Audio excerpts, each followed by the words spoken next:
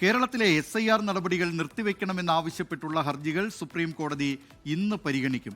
സംസ്ഥാന സർക്കാരിന് തെരഞ്ഞെടുപ്പ് നടപടികളിൽ ഇടപെടാനാകില്ലെന്നാണ് തെരഞ്ഞെടുപ്പ് കമ്മീഷന്റെ നിലപാട്.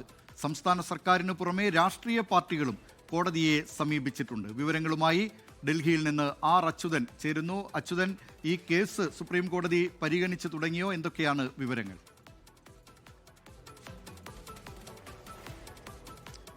ദിലീപ് കുമാർ, അല്പസമയത്തിനകം തന്നെ ചീഫ് ജസ്റ്റിസ് സൂര്യകാന്തിന്റെ ബെഞ്ചായിരിക്കും കേരളത്തിനെതിരായ കേരളത്തിലെ SIR നടപടികൾക്കെതിരായ ഹർജികൾ പരിഗണിക്കുക. കഴിഞ്ഞ തവണ ഇത് സൂര്യകാന്തിന്റെ ബെഞ്ചിന് മുൻപാകെയാണ് എത്തിയത്. അന്ന് അദ്ദേഹം പറഞ്ഞത് ഇത് അടിയന്തരമായി പരിഗണിക്കാം.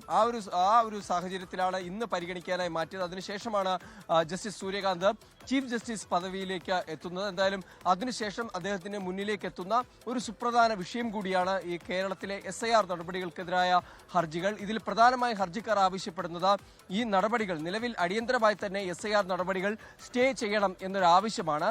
സർക്കാർ ചൂണ്ടിക്കാട്ടുന്നത് ഈ തദ്ദേശ തെരഞ്ഞെടുപ്പ് സാഹചര്യത്തിൽ SIR പ്രക്രിയ നടപടികൾ പ്രായോഗികമല്ല എന്നൊരു ഭരണപരമായിട്ടുള്ള പ്രശ്നമാണ് ചൂണ്ടിക്കാണിക്കുന്നത്.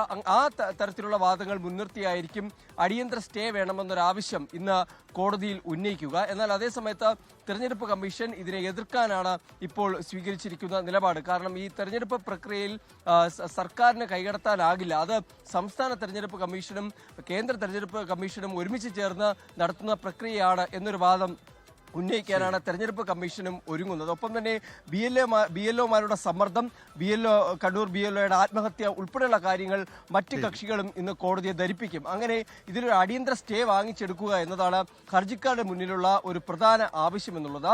ഈ സംസ്ഥാന സർക്കാരിന് പുറമെ Muslim League, Congress, CPIM, CPI, Chandy Oommen MLA തുടങ്ങിയവരാണ് ഈ വിഷയത്തിൽ ഹർജി നൽകിയിരിക്കുന്നത്. എന്തായാലും 10ാം ഇനമായിട്ടാണ് ഈ ഹർജികൾ തുടങ്ങുന്നത്. ആ നമ്പറിൽ തന്നെ ഈ ഹർജികൾ ചീഫ് ജസ്റ്റിസിന്റെ പരിഗണനയിലേക്ക് എത്തുന്നതാണ്. ദിലീപ് കുമാർ, ലോകത്തെവിടെയായാലും ഏത് സമയത്തും 24 വാർത്തകളും ഓഗ്മെന്റഡ് റിയാലിറ്റി പാക്കേജുകളും എക്സ്പ്ലെയിനറുകളും വിശദമായി കാണാൻ ഞങ്ങളുടെ YouTube ചാനൽ നിങ്ങൾക്ക് സബ്സ്ക്രൈബ് ചെയ്യാം.